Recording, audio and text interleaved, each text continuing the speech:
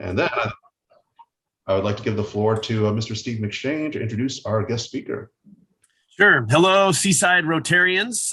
It's with great pleasure that I have the opportunity to introduce our speaker today. He has years and years of experience in a very important and specialized field of air quality control, serving as our air pollution control officer and the chief executive for our Monterey Bay Air Resources District.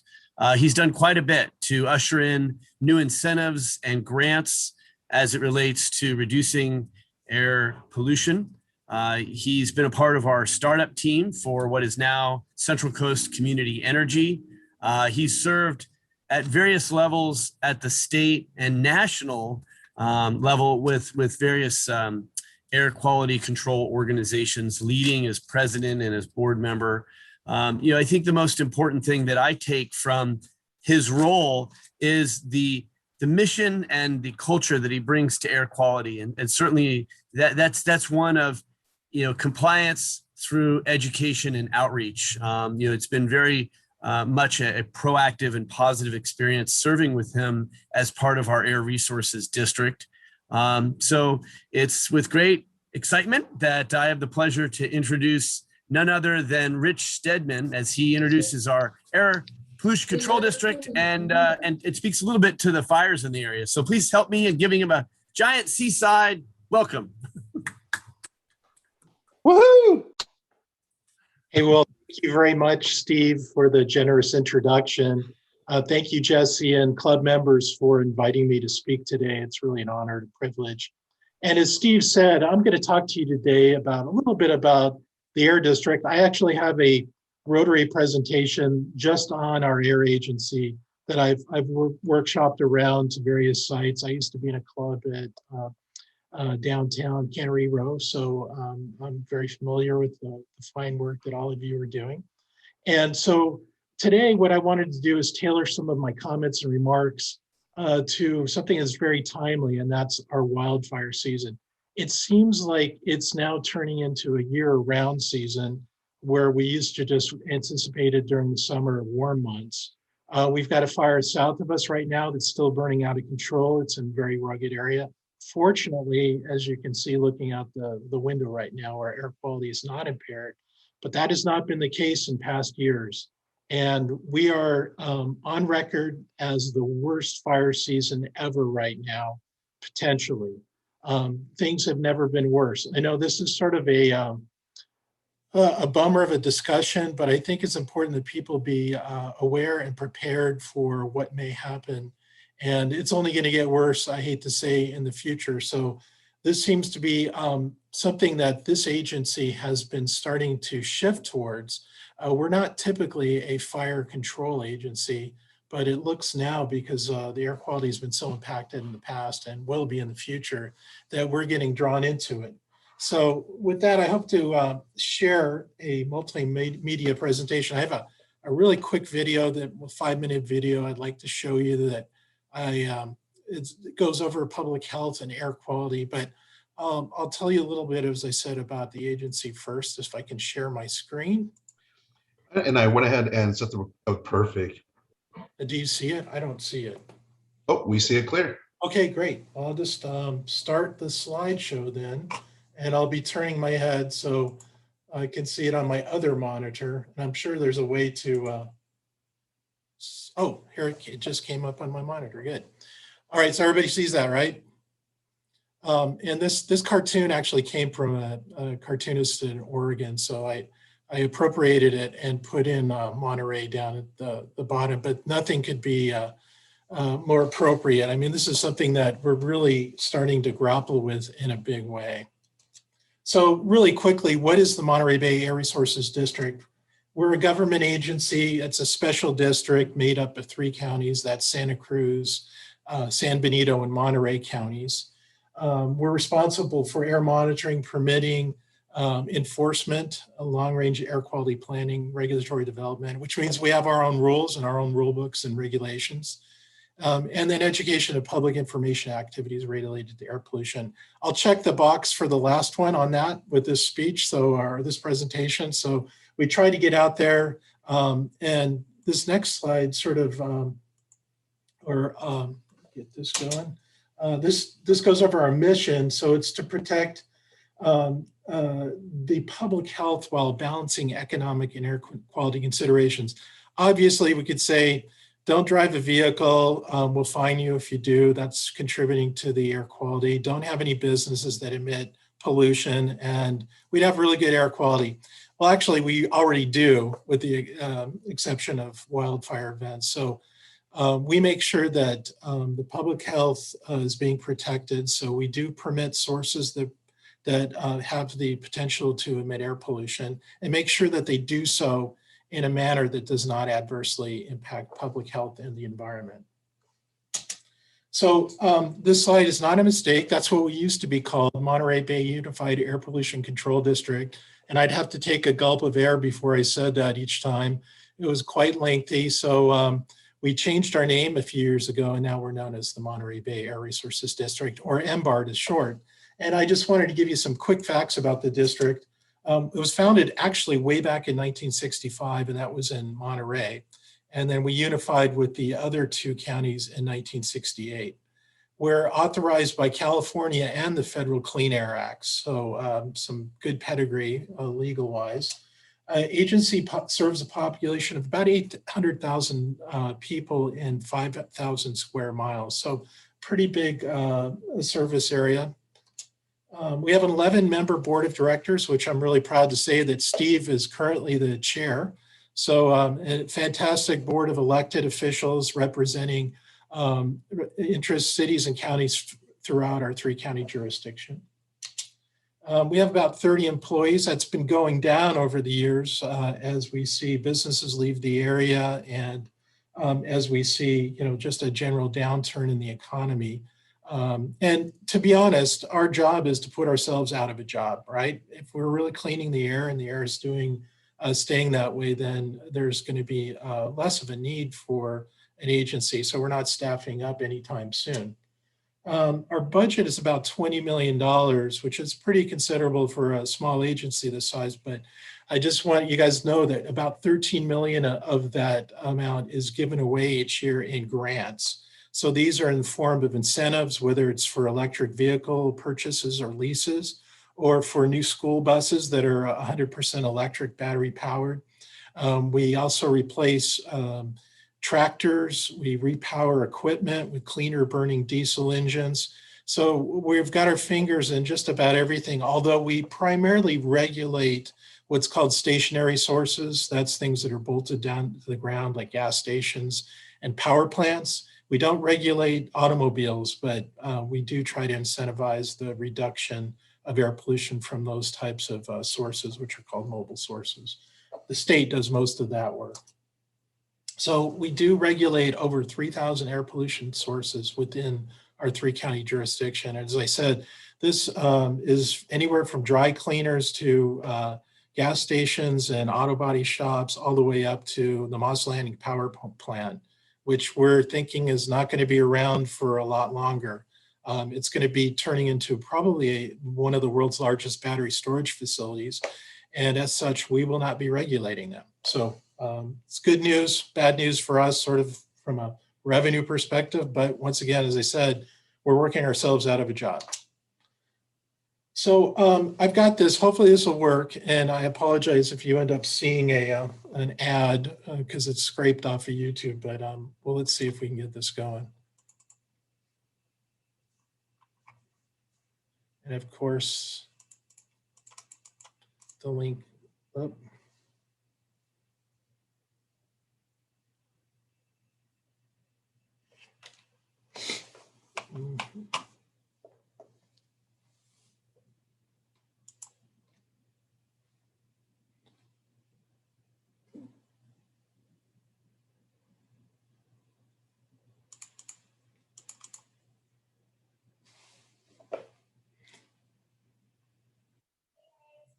Here from Phoenix, Arizona, and I'm here with the Blast Portable AC. That might be appropriate. Here we go.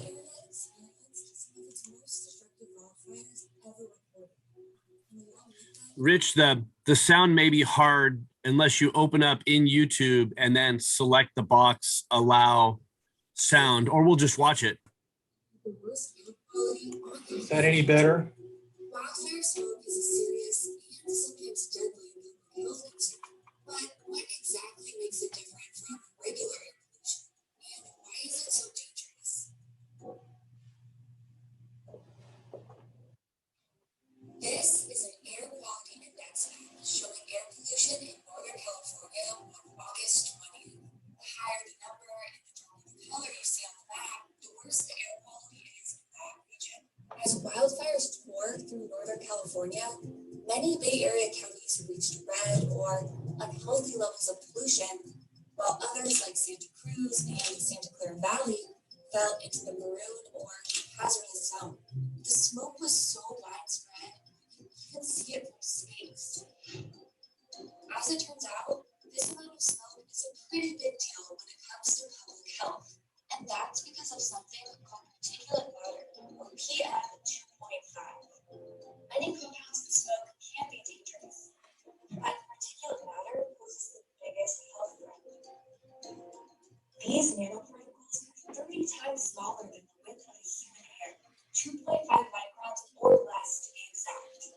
They're so tiny, they can penetrate the membranes of human lungs, allowing them to damage the respiratory system and enter the bloodstream. Particulates can come from many sources like cars, boilers, or power plants. But wildfires tend to be the largest source. Catherine Bedling, an immunologist and professor at UCSF, explains why wildfire smoke can be so much more toxic than other types of pollution. One of the differences is that when houses burn down and commercial buildings get burned down, there are many other constituents in that air that aren't regular air pollution from relays or so people are living in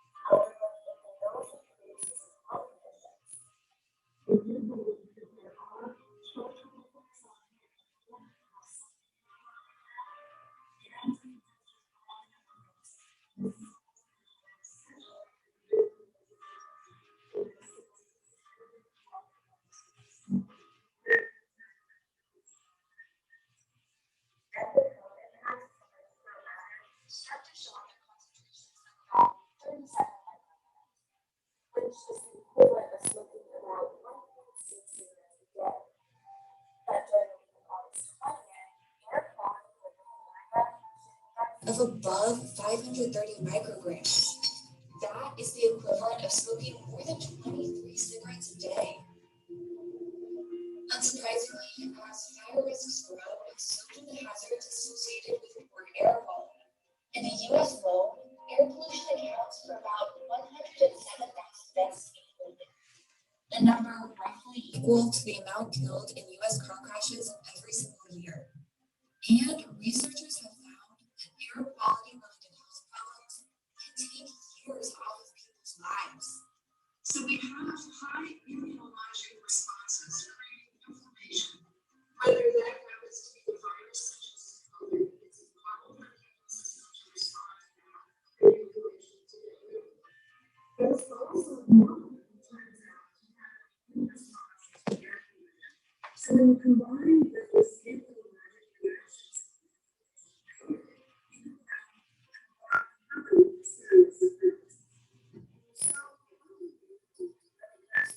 or air quality conditions.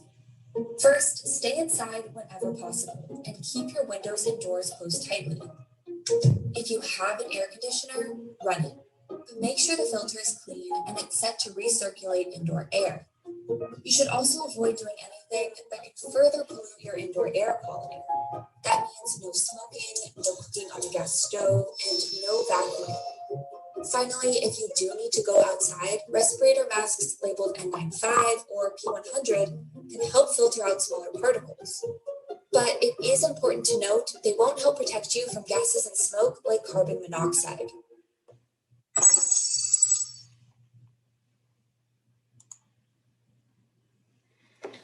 Okay, so thanks for hanging through on that. That's a really great presentation that goes over the health impacts. I just want to emphasize a few things. The number of deaths, we actually see an increase in natural cause or deaths from natural causes during wildfire events. So there have been a number of epidemiological studies that have looked back retrospectively and seen increase in natural death or deaths caused from natural environmental concerns during wildfire events. So it's called a harvesting effect. And so we don't have specific, say they died of air pollution and smoke exposure, but if you're already frail, if you're ever pre-existing conditions, the mere smoke presence in the air can actually push you over the edge. So that's something to consider and why this topic is so important. So I'm going to be going over some of what we just saw in a little bit different way. It's important to reemphasize a lot of this, but as they just said in the video, you know, there is other things in smoke besides particulate matter. And one of those is carbon dioxide and carbon monoxide, which is a chemical asphyxiant. And so no mask will take that out. And then we have other things that are hydrocarbons, nitrogen oxides. We see an increase in ozone during wildfire events because nitrogen oxide goes on to form ozone, and we can detect that in our monitors, which are situated throughout our jurisdiction. And is it also the video talked about particulate matter? All these different compounds can cause various health effects ranging from, you know, your eyes are burning or mucous membranes, your throat, what have you, is irritated, all the way up to benzene, formaldehyde, which are components of wood smoke and of wildfire smoke, are known carcinogens. So we've got the full gamut here of health endpoints. And as it also mentioned, you know, just besides the elderly and children are disproportionately exposed. Their body weight is a lot smaller for the volume of air that they're taking in, so they have a higher dose of smoke per body weight, as well as people that have pre-existing conditions, whether it be, you know, respiratory disease or cardiovascular disease. They're more sensitive to the effects of exposure to wood fire smoke, wildfire smoke. And then smokers, believe it or not, they don't build up a tolerance or a sensitivity. It's not good to smoke, period, and especially when you're exposed to additional levels of wildfire smoke. So this is not, we won't go through this too much in detail, but typically if you can look out your window and see up to 10 miles, you know you're in pretty good air quality. If you can't see across the street, well, you're in pretty hazardous air conditions. So you should know right away that that's probably not a situation you want to be in. It's doubtful that even getting indoors will help you avoid that type of exposure. Once again, this is the range of health effects, and as sort of based on categories of, we typically go from good, moderate, and then unhealthy for sensitive groups. And those are the groups we just discussed. They're going to be the sentinels. They're going to be the first people that are starting to see effects when the air quality deteriorates. And then we have a general category of unhealthy. That's just air quality that is unhealthy to the general public. And then, you know, it gets worse from there. And as you saw on the video, that is true for this area as well as the Bay Area. We actually got at times above 500, which is sort of the maximum of what we measure. A typical day in China, for instance, can be anywhere from 200 to 400, which is still in the unhealthy to very unhealthy range.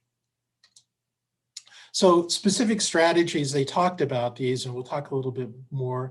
Staying indoors is important. Just like that slide I showed in the beginning, that cartoon.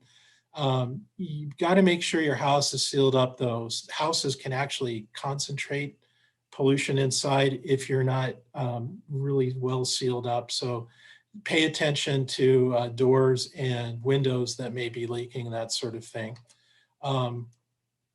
Air conditioners, they talked about recirculating air conditioners. This is really important. I know at my house, which I'm sort of over on Lorelis grade, we got to 111 degrees last year. We were just before the evacuation, and we had to have all our windows closed. We do not have air conditioning.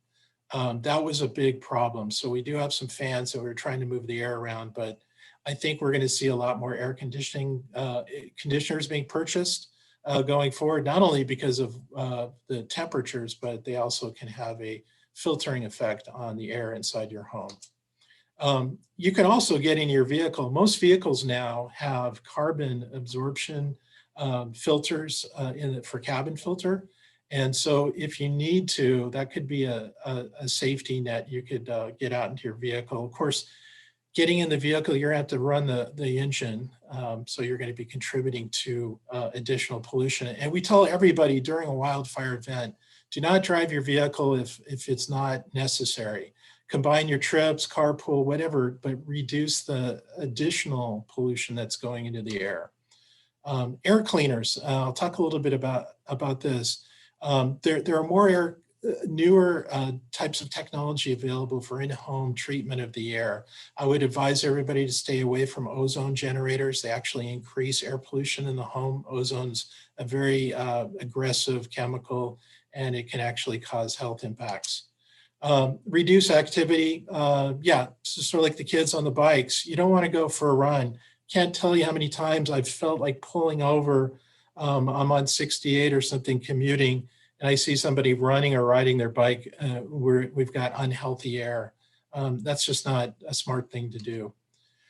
Reduce other sources of pollution. And the video also talked about this. And there's one thing I just want to emphasize is that you should have a plan in place to have food that you don't have to cook.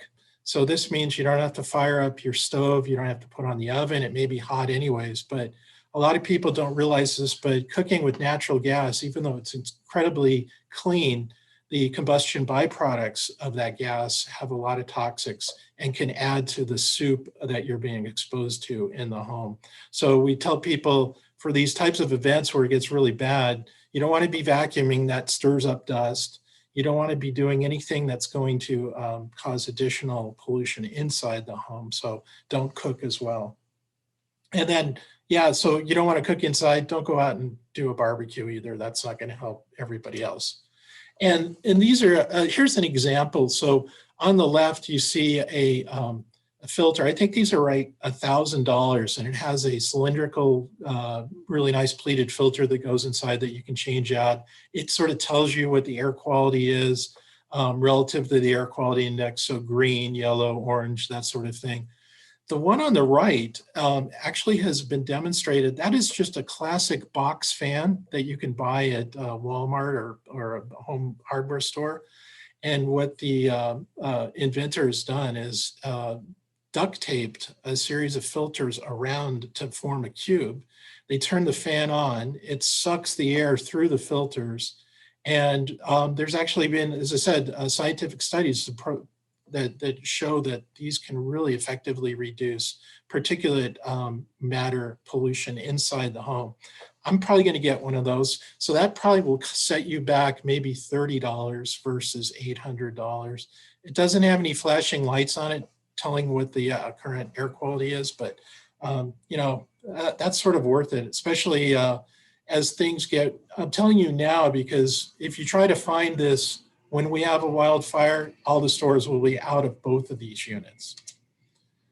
So also the video talked about masks. The bandanas and the COVID-19 masks will not do anything for wildfire smoke. So you have to be prepared to actually wear N95 mask or P100. These are actual respirators. Even though they're face masks, they're called respirators, and they do filter out. But you have to be wary. They don't last forever. So if you're in really high conditions, you may want to just have a supply in hand that you can access. They're not good typically to get it's hard to get a seal on people that have beards and young children with smaller faces. So that's another drawback of just trying to rely on masks.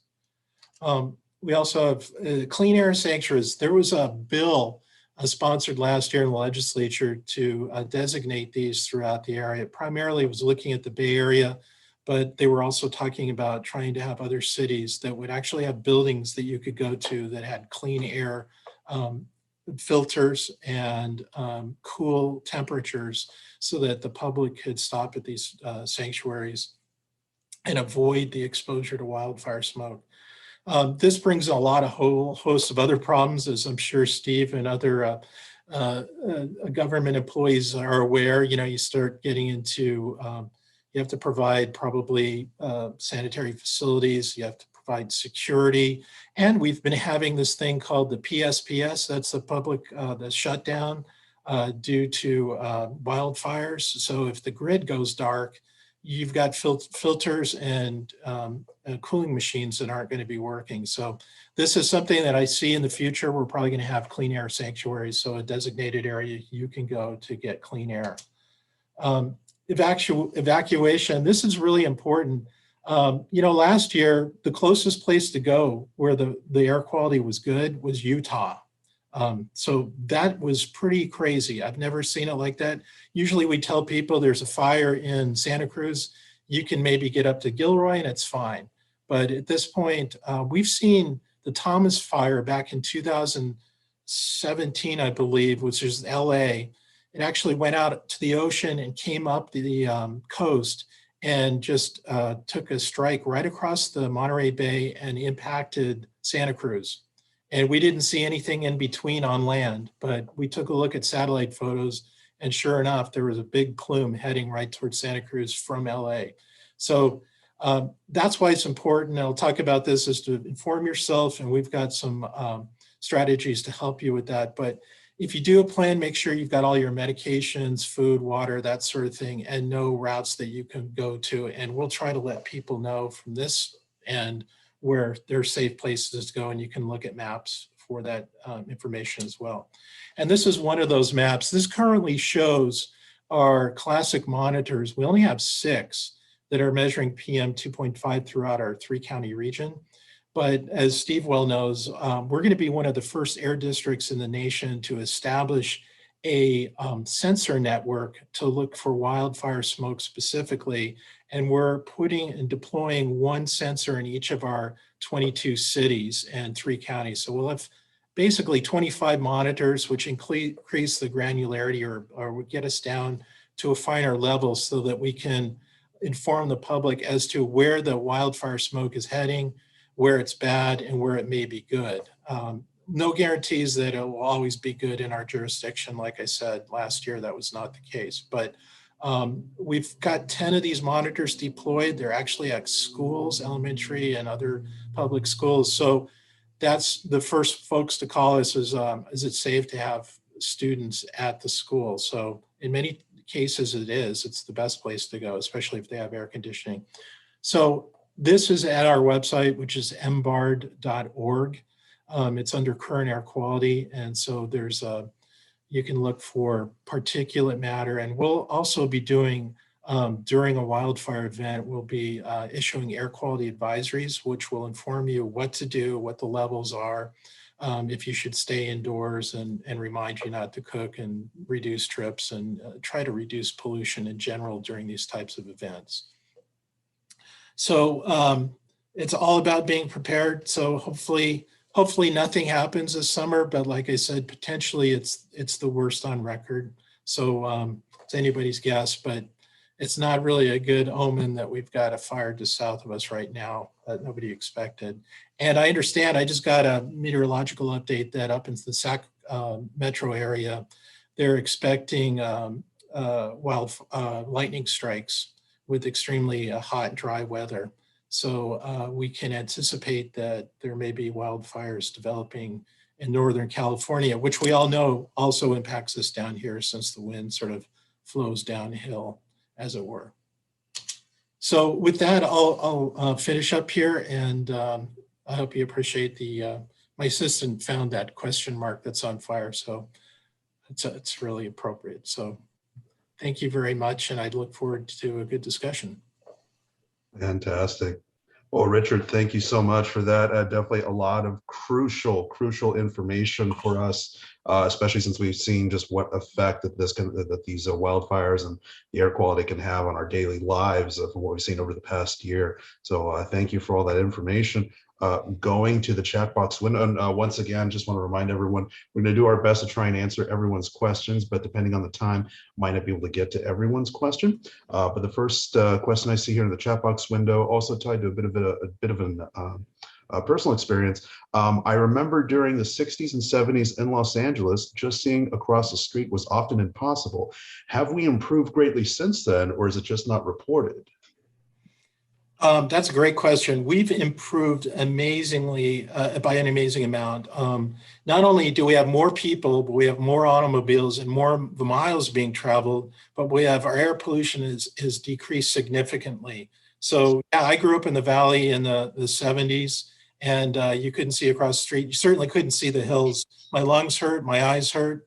I'm still here, which is a good thing, I suppose, but yeah, now we have more cars, and the advent of new technologies and the advance of new technologies, it's amazing. New cars are so much cleaner, and we're headed toward even being more clean with electric vehicles. And as some of you may know, there's already an executive order by the governor to convert all of our fleet to electric vehicles within the next 20 years or so. So it's going to be even better. Transportation accounts for about 70% of our air quality problem, more so in Southern California and other large urban areas. Excuse me just a second. Richard, on that electric vehicle issue, how are we going to make the electricity to charge up these electric vehicles? I mean, I read these things where, you know, I've even seen cartoons where it has a diesel generator behind a charging station, which I know I know that's sort of just a cartoon. But what do we do? What are we going to do with the batteries?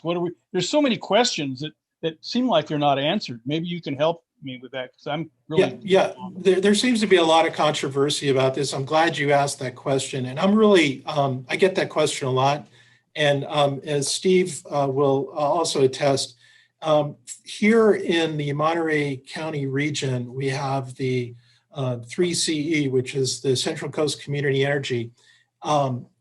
All the electricity that we use, or like 99.8% of the electricity we use throughout these three counties, including to charge up vehicles, comes from renewable resources. So there are no generators, there are no diesel or natural gas fired power plants that are providing electricity for those vehicles. In addition, right now, it's called the duck curve, which is a classic way of depicting we have too much solar power readily available during the daylight hours right now. We have a glut of solar power. If we could store all of that energy, we would get off of all of the diesel and gas-fired and coal-fired power plants. So this is really important. Another example is if you have an electric vehicle and you're driving down to Paso Robles, we just installed 2 stations, one on each side of the road at Camp Roberts, which are solar-powered EV charging stations. So there is no grid attachment to those stations. They use huge panels, which are also canopies for the charging stations. So we're going to see more of that occur where we have solar. We've got more solar production for energy that can be used once we have things like the battery storage project that will be going in at Moss Landing.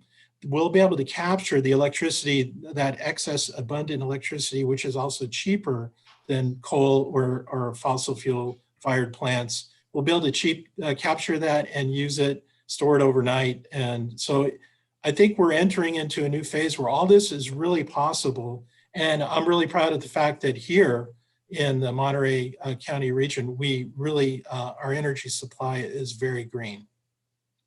So the other question is, but most of these plants, like Tesla uses, they're on the grid and they're probably using, they're not located here, so they may be using fossil fuel powered or derived energy. But I see that changing as wind and solar come online, and certainly when we have technology to store that. With respect to the batteries, these are all going to be recycled. They're actually performing a lot better than anticipated. Some have greatly, almost, by a factor of 2, exceeded their life expectancy. So they won't be going into landfills. They have value and they can be recycled and renewed. So there's a lot of issues around mining in general, and lithium is no different metal for that controversy. But we're also seeing breakthroughs in battery technology. So we may be seeing batteries that don't require exotic metals, for instance, or toxic metals. Excellent. Well, thank you for that information. And I want to apologize since we're getting close to the end of the meeting. I think we'll have room for one more question here. Let's see, going back to the chat box window. What do you have to say about burning wood? Is it hazardous? Should I change out my wood burning fireplace for a gas one? So if you have a fireplace, that's a really great question. Fireplace does very little to heat your house. In fact, it may cool your house. Anybody that has a fireplace will know this, because you stand in front of it and you get warm, but your backside's cold. There are wood heater devices that are certified by the Environmental Protection Agency that can be cleaner, and we would recommend purchasing one of those. They're more efficient, but combustion is just, it's a bad way to go. And we're going to be seeing more electrical devices installed in homes. Some communities are actually banning the use of natural gas in new developments because it's so hazardous to handle. It also contributes to global warming. And as I said, when you burn natural gas in your home, you're actually exposing yourself to significant air toxics. So yeah, wood's not a great way to go, but if you have to, we know we have a lot of wood available for burning, that burned clean, dry wood in an approved stove. Excellent. Well, thank you for that information there. Just to go ahead and respect the time, I think we're going to go ahead and end the presentation. Of course, we will include your email in the follow-up email to today's meeting. So if any of our attendees have any questions, feel free to reach out to either myself or Richard directly. If you reach out to myself, I can make sure to forward that question to Richard. Richard, thank you once again. Really appreciate all your hard work, everything that your organization does. As I mentioned earlier, certainly, and as you've shown us, everything that's happened over the past year has kind of put a big spotlight on just how important, how hazardous this risk can be for all of us. So thank you again for all your hard work. Thank you, and we're always looking for partnerships too. You guys do so much good work in the community and around the world. So if there's anything we can always work on together, that would be great. Well, absolutely, definitely keep us in mind. All right, Richard, I'm going to go ahead and stop the recording function now.